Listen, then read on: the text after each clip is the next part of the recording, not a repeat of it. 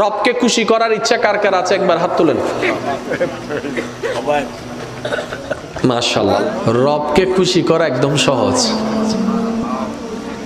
সুবহানাল্লাহ তো বলেন না। আমার আওয়াজ মনে হয় আপনারা শুনতে পাচ্ছেন না, শুনলে একটু বলেন না সুবহানাল্লাহ। রবকে খুশি করা একদম সহজ, কারণ আমাদের রব আমাদের জন্য দয়াকে উন্মুক্ত করেছেন, সাজাকে নয়। এবার আসেন হাদিস শরীফটা শুনলে আপনারা বুঝতে পারবেন। মনোযোগ মনোযোগ। আল্লাহ পাকের কাছে 100 ভাগ রহমত আছে। কয় ভাগ? এই 100 ভাগ রহমতকে আল্লাহ 2 ভাগ করেছেন, 99 ভাগ একটা, 1 ভাগ একটা। এই 1 ভাগ রহমতকে আল্লাহ সমস্ত সৃষ্টির কাছে বিতরণ করে দিলেন। এই 1 ভাগ রহমতের কারণে মায়া সৃষ্টি, এই 1 ভাগ রহমতের কারণে আবেগ সৃষ্টি, এই 1 ভাগ রহমত থেকে মহাব্বত সৃষ্টি, এই 1 ভাগ রহমত থেকে ভালোবাসা সৃষ্টি। আর সেই ভালোবাসাটা কেমন দেখেন, সন্তান ডেলিভারি হবে, এই ব্যথাটা সহ্য করতে গিয়ে অনেক মা ডেলিভারি করতে গিয়ে মারা যায়। সেটা মা জানে। আমি সন্তান পেটে রাখলে 10 মাস আমি ভালো করে খেতে পারবো না, ঘুমাইতে পারবো না, সেটা মা জানে। তারপরও সন্তান পেটে নেওয়ার জন্য মা দ্বিধাবোধ করে না, দ্বিমত পোষণ করে না। ডেলিভারির সময় মা মারা যাওয়ার সম্ভাবনা 80% সেটা মা জানে। ব্যথা সহ্য করার মতো না, সেটা মা জানে। তারপরও মা হাসি মুখে সন্তান পেটে নিচ্ছে, ডেলিভারির জন্য প্রস্তুতি নিচ্ছে। এবার মাকে জিজ্ঞেস করলাম, মা তুমি না সেই মা সামান্য একটা সুইয়ের ব্যথার জন্য তুমি চিৎকার করে উঠেছিলা? তুমি না সেই মা সামান্য একটা তেলাপোকা দেখলে লাভ দিতা? তুমি না সেই মা টিকটিকি দেখলে এই দিক থেকে ওদিকে দৌড় দিতা? তুমি না সেই মা অন্ধকারে তুমি বসতে পারতা না ভয়ের জন্য? আজকে তুমি নিজের জানের রিস্ক নিয়ে নিলা। তখন মা উত্তর দেয়, সন্তানের চেহারাটা এক নজর দেখার জন্য, সন্তানের চেহারাটা এক নজর দেখার জন্য। এবার ডাক্তার যখন এমন পরিস্থিতি চলে গেল, মা হয়তো মা বাঁচবে না হয় সন্তান বাঁচবে, এমন একটা ক্রিটিক্যাল পরিস্থিতির মধ্যে যখন চলে গেল, ডাক্তার এবার আসলো অভিভাবকদের কাছে, আপনারা বন সাইন দেন, আমরা অপারেশন থিয়েটারে ঢুকাবো। এখন আপনারাই সিদ্ধান্ত নেন, কাকে বাঁচাবো? মাকে বাঁচাবো নাকি সন্তানকে বাঁচাবো? একে জিজ্ঞেস করে, এ বলে যে মাকে বাঁচাও, ও বলে যে মাকে বাঁচাও, ও বলে যে মাকে বাঁচাও, ও বলে যে মাকে বাঁচাও। কারণ সবার মাথার চিন্তা, মা যদি বেঁচে থাকে সন্তান আবার আসবে, মা যদি বেঁচে থাকে সন্তান আবার আসবে। সবার একটি কথা, মাকে বাঁচাও, মাকে বাঁচাও, মাকে বাঁচাও।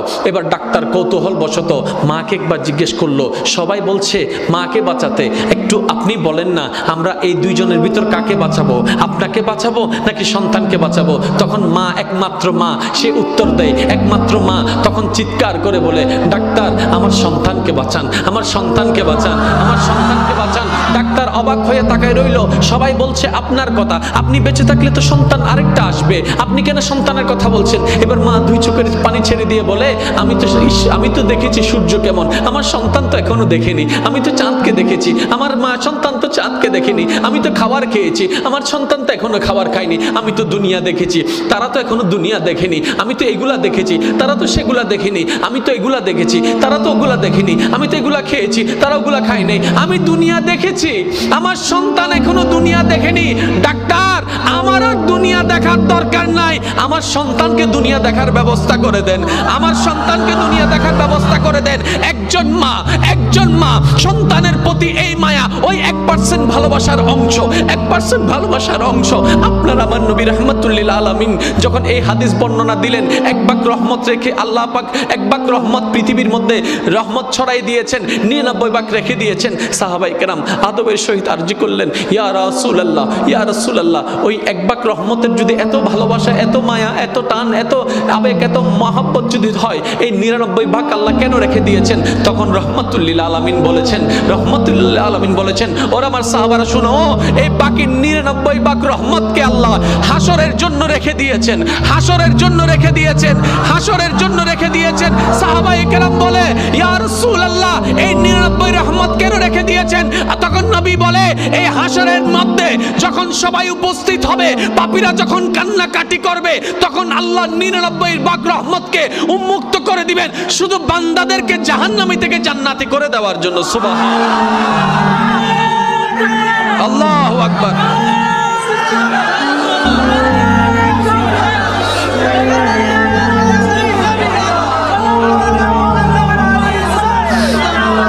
উচ্চ আওয়াজে একবার বলেন না সুবহানাল্লাহ।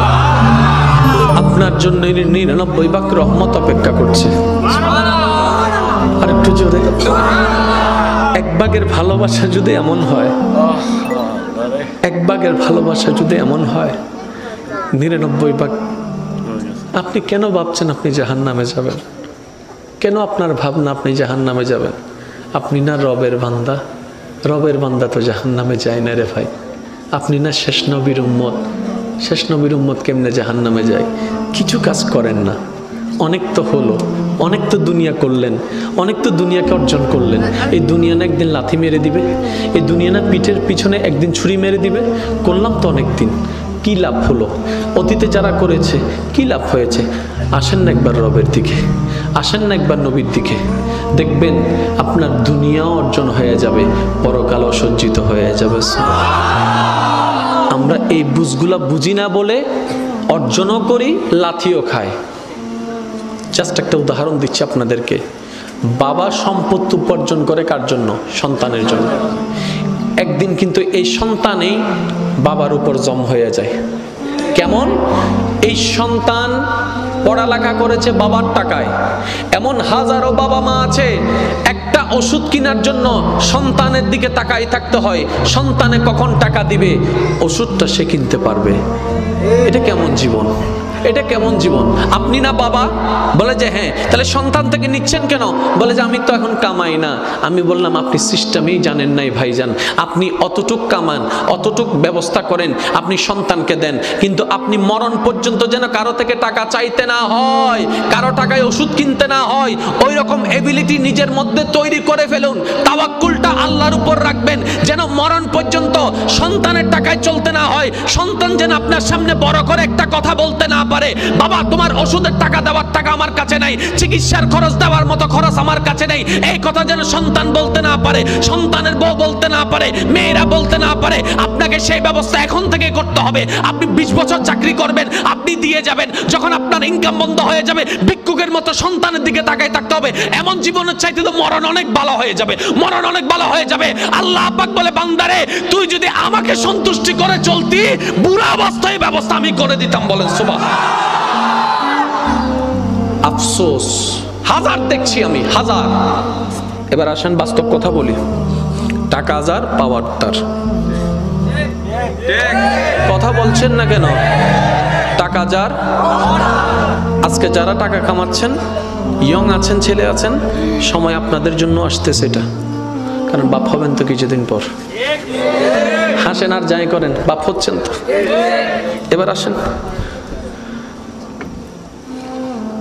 যারা টাকা কামাচ্ছেন আপনাদের কাছে অনুরোধ, যারা সন্তানের বাবা মা আছেন আপনাদের কাছে অনুরোধ, আপনি মরে গেলে সম্পদ এমনিতেই হয়ে যাবে সন্তানদের, কিন্তু কখনো বেঁচে থাকতে সন্তানদের নামে জায়গা ভাগ করে দিবেন না। কারণ বেশিরভাগ গন্ডগোল লাগে ভাগ করে দেওয়ার পরে।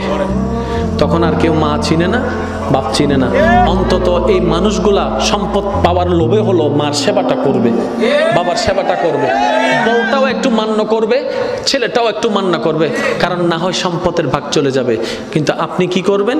গোপনে গোপনে সন্তানের নামে সে জমিন, সে দলিল আপনি বরাদ্দ করে দিবেন। আমার বড় ছেলে, মেজে ছেলে, ছোট ছেলে, মেয়ে সবার নামে আপনি বরাদ্দ করে দিবেন। ইসলামী শরীয়তের নিয়মে আপনি বরাদ্দ করে দিবেন। কেউ জানবে না। দলিলে লেখা থাকবে এই দলিল আমি বুড়া, আমার বুড়ি মারা যাওয়ার পরে বাস্তবায়ন হবে। তারপরে দেখবেন যে পূজা পূজা করবে। ঠিক না ভাই? ঠিক। অনেকের কষ্ট লাগছে, আর আমি কারো দাদদারি না, কারণ আমি ওয়াইজ দিয়ে চলি না। আল্লাহ আমাদেরকে চলার সাম্রাজ্য দান করেছেন। দাওয়াত দিয়ে গেলাম আলামিন বাড়ি, একটু ঘুরে আসবেন, শুধু একটু ঘুরে আসবেন, যে তখন হইব তো বা মোকারম বাড়ি, তার তো দিন আছে দে তিবের তো আর ভিক্ষা করেন না পারে। আর ভিক্ষা করি একমাত্র মৌলার দরবারত মাইনসুর হাসান।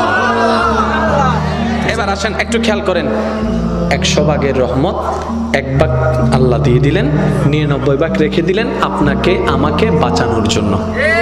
কথা বলেন ঠিক কিনা? এবার সেই আল্লাহর রহমত থেকে আল্লাহ কি বলছেন? লা তাকনাতু মির রাহমাতিল্লাহ, আমার রহমত থেকে কখনো তোমরা নিরাশ হইও না। এবার টোটাল বিষয়টাকে আমি একটু গোছাই নিচ্ছি। কালকে কবরে যেতে হবে, বলেন না? পরশু হাসর উঠতে হবে, তারপরে আল্লাহর বিচারে কাঠগড়ায় দাঁড়াইতে হবে। কি নিয়ে যাচ্ছেন? কোনো কিছু নাই। কি দিবেন আল্লাহকে? দেওয়ার মতো কিছু নাই। কি আছে দেওয়ার মতো? হিংসা আছে, অহংকার আছে, দুশমনি আছে, অন্যের জায়গা লুণ্ঠন করা আছে, অন্যের ভাগ নেওয়া আছে, অন্যের সম্পদ মেরে খাওয়া আছে, কারো মনে অন্যায়ভাবে কষ্ট দেওয়া আছে। এগুলা ছাড়া তো আল্লাহকে দেওয়ার মতো কোনো কিছু, তো বাঁচার তো কোনো উপায় নাই। আল্লাহ যে আপনাকে কতটুকু ভালোবাসে ভাইয়েরা বোনেরা, আপনারা যদি বিশ্বাস করেন না, এটা যদি একবার বুঝতে পারেন যে আপনার রব আপনাকে কতটুকু ভালোবাসে, আপনার আর দুনিয়া ভালোবাসতে ইচ্ছা করবে না। তখন ইচ্ছা করবে মন প্রাণ উজাড় করে আপন রবকে ভালোবাসার জন্য। বলেন না সুবহান। আর একটু জোরে বলেন। এবার মনোযোগ আছে তো সবার? শেষ করে দিই, ফিসনের কোনো হতে শেষ করে দিই ভালো। আমি কিন্তু আন্দানো দেখি রে ভাই, ফিসুতে মানুষ হদ্দরিয়েছে আত্মরণ চাই। ও আল্লাহ রে, দুগুণ সাই ফিসনের ভাই একবার হনছে মার হাবা, ইতারা ফিসনের ভাই ফানলা না, ইতারা হই দি আর বার হন মার হাবা সুবহানাল্লাহ একবার হন। আওয়াজ উনি বুঝা যাতে মানুষ সময়ই মানুষ সময়ই সাই যদুন আল্লাহর বান্দানে বসুন বেগুন একবার চিল্লে হনছে মার হাবা। মাশাআল্লাহ, সিডেঙ্গা মানুষ তো, বিরিয়ানির আওয়াজ, বিরিয়ানি হেভি বিরিয়ানি। আচ্ছা একখানা খেয়াল করেন, কিরে এবারে সিপ থেকে লাগবে, এবারে টমেটো না। আচ্ছা এখন একটু খেয়াল করেন, আল্লাহর প্রেমিক বান্দাগণ, মনের কান প্রস্তুত, মনের কান প্রস্তুত। এবার শুনেন একটা হাদিস শরীফ। কি হাদিস শরীফ? যারা জীবনকে সাজাতে চান, যারা জীবনকে গোছাতে চান, আপনাদের জন্য এই হাদিসটা। সবাই একটু খেয়াল করবেন। কি করলে জীবনে লাভ পাবেন, কি করলে জীবনে ক্ষতি পাবেন জানার দরকার, জানার দরকার। আর ইসলাম সবচাইতে সহজ, ইসলাম সবচাইতে সহজ। একটু খেয়াল করবেন। আপনারা জানেন মুসা নবী, আল্লাহ পাক এমন দান করেছেন মুসা নবীকে, আল্লাহ কথা বলার সুযোগ দান করেছেন সুবহানাল্লাহ। তাই বলা হয় মুসা কালিমুল্লাহ। মুসা মুসা মুসা নবী আল্লাহর সাথে যখনই কথা বলতেন, তুর পাহাড়ে গিয়ে আল্লাহর সাথে কথা বলতেন। এবার মুসা নবী একদিন রাস্তা দিয়ে হেঁটে যাচ্ছে, যাওয়ার সময় একজন মুসা নবীর উম্মত মুসা নবীকে দেখে বলে, ইয়া নবী আল্লাহ, আপনি তো আল্লাহর সাথে কথা বলতে যাচ্ছেন, আমার পক্ষ থেকে আমার রবের কাছে একটা বার্তা, একটা মেসেজ আপনি পৌঁছাই দিবেন দয়া করে। বলে যে কি বলতে চাও বলো, যেটা রবকে বলতে হবে। তখন ওই ব্যক্তিটা বললেন, হে মুসা নবী, আপনি রবকে বলবেন, আল্লাহ যতটুক আমাকে সম্পদ দান করেছে, এই সম্পদ আমি আর লোড নিতে পাচ্ছি না। আমার চাওয়ার তুলনায়, স্বপ্নের তুলনায় সম্পদ অনেক বেশি বেড়ে গিয়েছে। আমি আর সম্পদ চাই না, আমাকে যেন সম্পদ একটু কমাই দেয়, আমাকে যেন সম্পদ একটু কমাই দেয়। আল্লাহকে বলবেন আমাকে যেন সম্পদ একটু কমাই দেয়। এরকম দোয়া কেউ করে? কারণ আমরা তো আরো দে আরো দে, আহাদি নোয়ারের তো ওদের সিবি দে সিবি দে সিবি দে, আহাদি সিবি দিল নত ওদের রশিদি বান রশিদি বান রশিদি বান, আহাদিও নত হতে ফেলাস্টার ঘর তারপরও দে, ঠিক না? সেজন্য সিডেঙ্গা বাসা থেকে হতা আছে, বেশি হাইলে নামাতে, বেশি হাইলে বেশি হাইলে ফ্যাট লোড তাইলে কেএফসি আর বালা লাগিব না। ওয়া আগে জিল্লা সিলিল্লা করি দাও, আওয়াজ আগের মতো করি দাও। এবার একটু খেয়াল করেন, ওই বান্দা ফরিয়াদ জানালেন কি মুসা নবীর কাছে, আল্লাহর কাছে মুসা নবীর মাধ্যমে, যে আমাকে যেন সম্পদ আর না দেয়, যতটুক দিয়েছে এতটুকু আমার পক্ষে লোড করা সম্ভব না, আমাকে যেন সম্পদ আর না দেয়, এটা যেন কমিয়ে দেয়। আচ্ছা মুসা নবী চলে যাচ্ছেন, কিছুক্ষণ পর আরেকজন বান্দার সাথে দেখা। ওই বান্দার শরীরের কাপড় চোপড় সব ছিঁড়া ফেরা, চুলগুলা আউলা জাউলা। এবার মুসা নবীকে বললেন, আল্লাহকে একটু আমার পক্ষ থেকে একটা খবর জানাবেন। বলে যে কি খবর? বলে যে আমার খাবার জন্য খাবার নাই, পরার জন্য কাপড় নাই, আল্লাহকে একটু বলেন না আমার উপর দয়া করতে, আমাকে একটু সম্পদ দিতে বলেন না, আমি যদি একটু ধনী হতে পারি। দুইজন বান্দার দুইটি বার্তা নিয়ে মুসা নবী তুর পাহাড়ে চলে গেলেন, আল্লাহর দরবারে এবার ফরিয়াদ জানালেন আল্লাহর দরবারে দুইজন বান্দার পক্ষ থেকে ফরিয়াদ জানার পরে আল্লাহ পাক বললেন, মূসা, প্রথমে যে বান্দা তোমাকে ধরেছে সে বলেছে সম্পদ আর নিতে পারবে না, তাকে গিয়ে বলো আজকে থেকে যেন শুকরিয়া আদায় বন্ধ করে দেয়, শুকরিয়া আদায় করা বন্ধ করে দেয়, তার সম্পদও কমে যাবে। আর যার সম্পদ নাই বলেছে তাকে বলবা শুকরিয়া আদায় করতে শুরু করতে, যেমনে থাকুক যেভাবে থাকুক শুকরিয়া আদায় করতে শুরু করতে বলো, আমি আল্লাহ সম্পদ বাড়াই দিব, নিয়ামত বাড়াই দিব, মর্যাদা বাড়াই দিব। সুবহান। মেসেজটা শুনে মুসা নবী এবার আসতে লাগলেন। তারা অধীর আগ্রহে অপেক্ষা আল্লাহর পক্ষ থেকে কি মেসেজটা আছে। এবার গরিবের সাথে দেখা হলো। গরিবকে বলে আল্লাহ পাক বলেছে তোমাকে সর্বদা শুকরিয়া আদায় করতে। সে বলে যে আমি শুকরিয়া আদায় করব কি নিয়ে? শুকরিয়া আদায় করার তো কোনো বিষয়ই নাই, শুকরিয়া আদায় করার তো কোনো কারণই নেই, কি নিয়ে শুকরিয়া আদায় করব? কিন্তু আল্লাহ কি বলেছিলেন, যেমন আছে তেমনই যদি সে শুকরিয়া আদায় করে। তো সে যদি চালাক হতো কি বলতো, যাক হাঁটার জন্য এখনো পা দুইটা আছে আলহামদুলিল্লাহ, চলার জন্য এখন একটু শক্তি আছে আলহামদুলিল্লাহ, দেখার জন্য নজরটা একটু আছে আলহামদুলিল্লাহ। আল্লাহ খুশি হয়ে যেত, এই শুকরিয়ার কারণে তার অন্যদিকেও আল্লাহ বরকত বাড়ায় দিত। সুবহানাল্লাহ। সে এই নিয়ামতটা নিতে জানে। এবার কিছু দূর যাওয়ার পরে ওই মানুষটা যে সম্পদ কমাই দেওয়ার জন্য বলছে তাকে দেখলো, তার জন্য আল্লাহর উপর সন্তুষ্ট থাকার জন্য। তখন মুসা নবী বললেন, আল্লাহ তোমাকে বলেছেন শুকরিয়া আদায় বন্ধ করে দাও, নিয়ামত বন্ধ হয়ে যাবে, সম্পদ বন্ধ হয়ে যাবে, তোমার অর্থনৈতিক আস্তে আস্তে কমে যাবে। তখন সেই বান্দা উত্তরে বলে, যখন আমার কিছু ছিল না তখনও রবের শুকরিয়া বন্ধ করি নাই, আজকে কেমনে বন্ধ করব? আজকে কেমনে বন্ধ করব?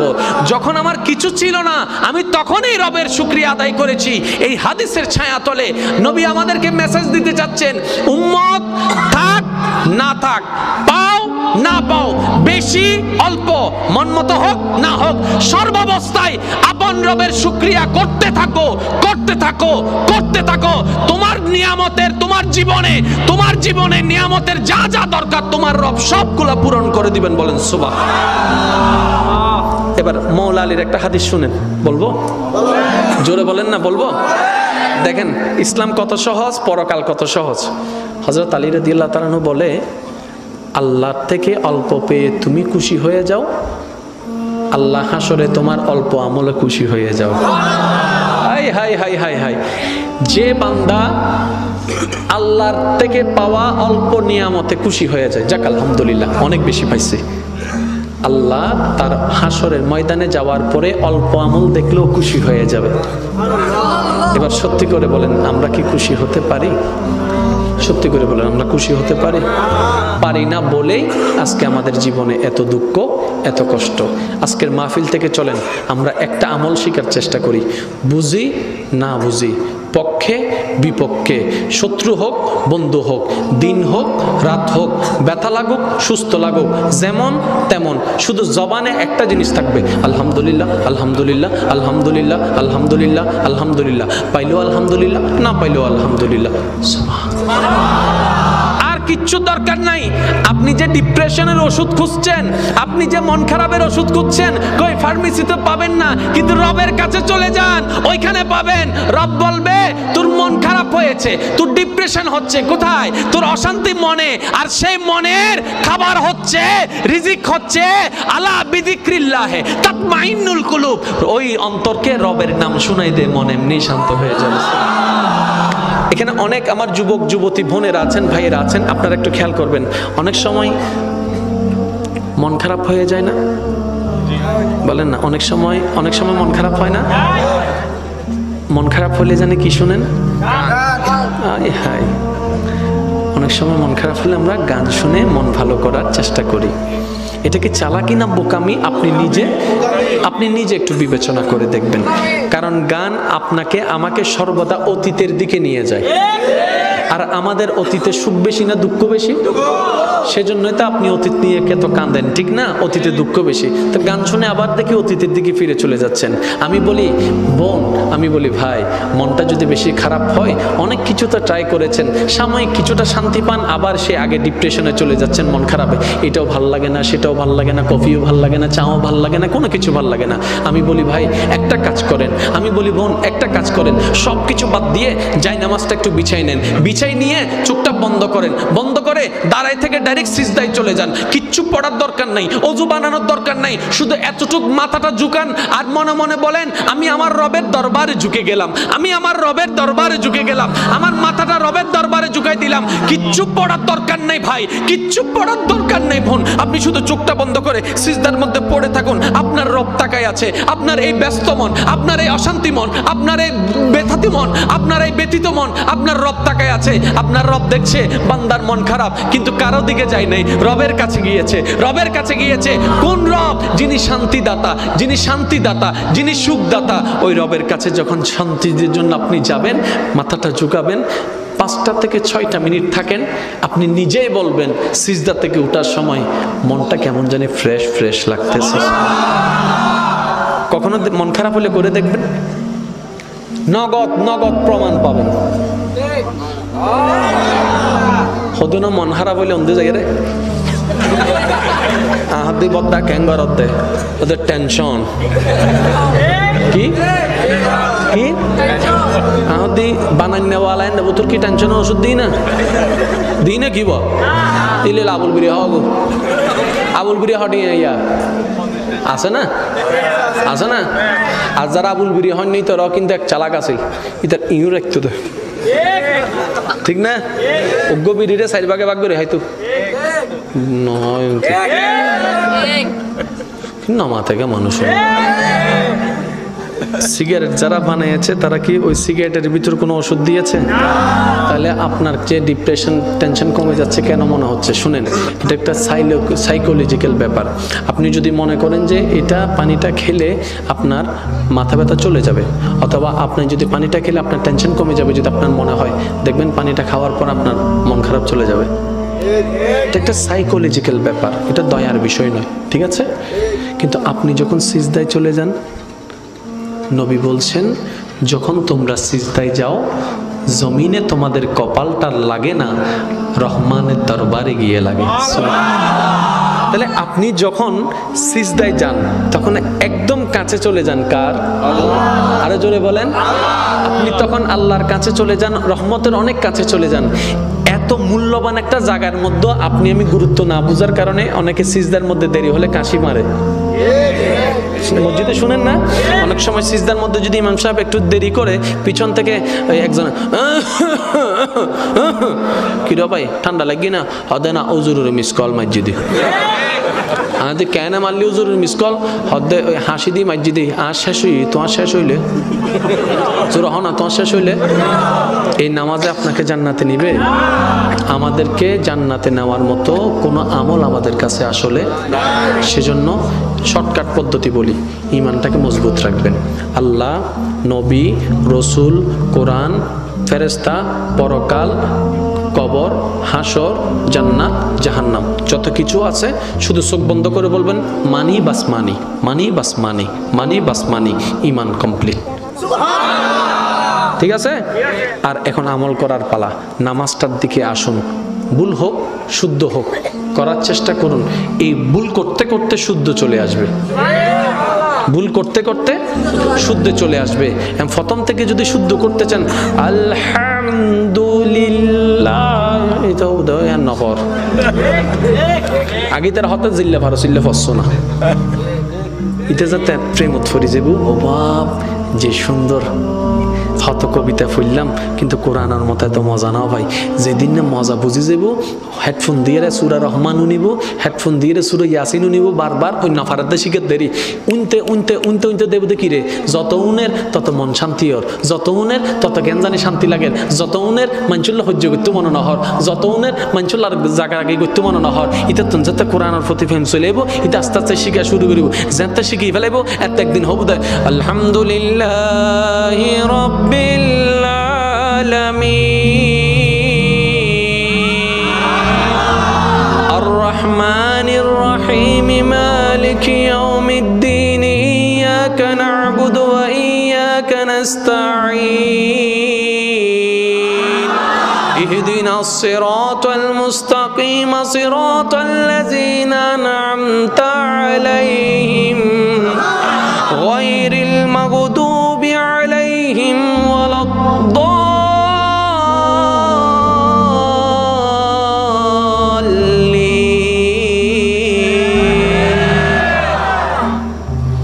দিনে তো নব নমাতে আমি মসজিদ কলর হইম দাও ভাই সবসময় আজান অননের দুন মাঝে মধ্যে গুঁড়ো গুঁড়ো ভুয়া তাইলে উনোর একখানা সুযোগ দিই ইতো অন্তত আজান দিবে লবইলে যাইব নি নামাজান ফরি চলিও কারণ শয়তান সবসময় আছে দূরে লই যাবার লাই অনর্থন কৌশল গড়ি গড়িয়ে হাসে আনন্দ পড়িব আমি সেই জন্য একটা অনুরোধ জানাবো যারা এখানে আছেন শয়তানের কাজ বান্দাকে রহমান থেকে দূরে নেওয়া বান্দার কাজ হতে হবে রহমানের কাছে যাওয়া কথা বলেন ঠিক কিনা সেজন্য আমি আমার যুবক যুবতী ভাই বোনদের কাছে একটা অনুরোধ জানাই শয়তানের ফাঁদ কি কি একটা লিস্টি করেন কি কিভাবে শয়তান আপনাকে ফাঁদে ফেলে কি কি কর্ম দিয়ে যেমন হিংসা অহংকার এগুলা দিয়ে একটা লিস্টি করেন ওই লিস্টিগুলাকে রেড চিহ্ন দিয়ে ক্যান্সেল করে দেন এগুলার সাথে আমার কোনো সম্পর্ক দেখবেন আস্তে আস্তে আপনি রহমানের দরবারের কাছে চলে যাচ্ছেন আপনার অন্তর আলোকিত হয়ে যাচ্ছে সুবহানাল্লাহ নামাজ পড়ার দরকার জোরে বলেন না নামাজ পড়ার দরকার মা বাবার খেদমত করার দরকার বউ ফিটানোর দরকার আশা হয়ে দিব অন্যরে বিয়ে নাও করে দিবে হত দে ঠিক না বেটি আরো জোর হন না মনে রাখবেন বউ ফিটাইলে কিন্তু আল্লাহ আপনারা ফিটাবে বউ পিটানোর জিনিস নয় বউ মায়ার জিনিস মহাব্বতের জিনিস কিন্তু আপনি মনে করেন ইতিরে নো ফিটাইলে ফজর হবো না আজীব ব্যাপার আচ্ছা এবার নো জিবে হতা হয়তো আল্লাহ তার ফুটফুটে মাইয়ে দিই যে বলে বউ না মানলে হয় না আল্লাহ তাকে একটা ফুটফুট একটা কন্যা সন্তান দিয়েছে দিনে দিনে আস্তে আস্তে বড় হচ্ছে স্কুল থেকে কলেজে কলেজ থেকে আস্তে আস্তে বিয়ের প্রস্তাব আসা শুরু করলো এবার সেই কলিজার টুকরা মেয়েকে বুকের মধ্যে পাথর চেপে বাবা এখন বিয়ে দিবে এবার বিয়ের স্টেজ সব হয়ে গেল বিদায় বেলায় এসে বাবা যখন ওই হাত তুলে দেয় না মেয়ের হাত তুলে দেয় না অভিভাবক হিসেবে স্বামীর হাতে যখন তুলে দিচ্ছে তখন বলছে এই এটা কিন্তু আমার ফুল খবরদার আমার ফুলের গায়ে যেন একটা টুকাও না লাগে আমার ফুলের গায়ে যেন একটা টুকাও না লাগে মেয়ের মা কথাটা শুনছে শোনার পর আয়শা বলে যে ও তোমার মেয়ে আমার বাপের মেয়ে আমি কিচ্ছু না কথা বলে না কেন আরেকটু জোরে স্ত্রীদেরকে কখনো আঘাত দিবেন না হ্যাঁ ওরা একটু অবুঝ ওরা একটু উল্টা বুঝে হতে পারে কিন্তু সম্পদ তো আপনার এটা যত্ন যদি নিতে না জানেন আপনার সংসারটা ভেঙে যাচ্ছে আচ্ছা আপনার না হয় কোনো লাইফ নাই আপনার স্ত্রীর কোনো লাইফ নাই সন্তানদের তো লাইফ আছে তা আপনারা দুইজন যখন ঝগড়া করে ডিভোর্স হয়ে যায় আলাদা হয়ে যাবেন আপনারা ভালো থাকবেন এই সন্তান কার কাছে যাবে মার কাছে থাকলে বাবা পাবে না বাবার কাছে গেলে মা পাবে না তো লাভ কি হচ্ছে একদিন এই সন্তানদের ভবিষ্যৎও অন্ধকার হয়ে যাবে তো সেজন্য আমি অনুরোধ করব এক ছাদের নিচে থাকলে অনেক কিছুই হবে বুঝে অবুঝে অনেক কিছুই হবে এত কিছু থাকার দরকার নেই শুধু একটা হাদিস মনে রাখবেন স্বামী স্ত্রী যখন এক জায়গায় হয় কথা বলে তখন তৃতীয় পক্ষ শয়তান এসে ওখানে ফু মারে আগুনে একটু বাতাস দেয় স্বামী স্ত্রী যারা আছেন এই হাদিসটা যদি মনে রাখেন সংসারে ঝগড়া কমে যাবে সেটা কি শয়তান সবচেয়ে বেশি খুশি হয় কখন জানেন যখন স্বামী স্ত্রীর ভিতর ঝগড়া লাগাই দিতে পারে শয়তান বেশি খুশি হয় তাহলে আপনি যখন হাদিস এটা আজকে থেকে জানছেন যখন দেখবেন স্বামী বেশি রেগে গেছে আপনি চুপ করে থাকবেন রাগ আসলেও রাগ দেখাবেন না তখন বলবেন যে শয়তানের রাগ তুলছে কিন্তু আমি দেখাবো না স্বামীও এই কথা মনে রাখবেন যখন বেশি রাগ আসবে বউকে বকা দেওয়ার ইচ্ছা করবে আপনি দিবেন না কারণ রাগটা আপনার নয় শয়তানে আনাচ্ছে তো শয়তানের জিনিস আপনি নিবেন কেন 2টা মিনিট চুপ থাকেন দেখবেন রাগ এমনিতেই চলে যাবে সংসার শান্তির হয়ে যাবে আর একটু জোরে বলেন না সুবহানাল্লাহ এবার আপনারা বাস্তব প্রমাণ দেখলে বুঝবেন আদালতের ডিভোর্স আছে না কম না বেশি শুধু বেশি না বহুত বেশি ঠিক না যেদিন কেস আছে সে উজুর কলর হওয়ান কেস আছে দেখো সবাই নাই নহর ডাক্তারর উকিলর উবের কোটিপতির তো আরো বেশি আছে হদনে হদে আই মাইয়ে দিন তো কোটিপতিরা হাতে দ বেশি করে দাও কোটিপতিরা হাতে কি আইলে হইলে আদে যায় কোটিপতিতে ড্যাম কি আর এটা তোর মাইয়ারে বিয়ে করিব 5 দিন বাদে আর গো বিয়ে করিব এদিন যদি তুই কিছু হইতো যাও হবে তোর মাইয়া তুলে যাও কেন গেরিবে এতালাই নবী হই দে টিয়া চাই নদ্দু চরিত্র চাই দ আর তুই নো বুঝি আর বুঝি দিয়ে হন্ডাতন বেশি বেশি আইব এন্ড এখন আর যৌতুক না হয়তো গিফট এন্ড আবার সদুনো তোলা দৈন্য আছে তো গিয়া উইতরে বাড়ির মিদি তো মাইয়েরে বহুত কিছু দিয়ে গিয়া তোমার কিছু না দে সদুন আইরা হান ফরা দে আছে না নাই হান ফোয়ার মাই চিন্তা করে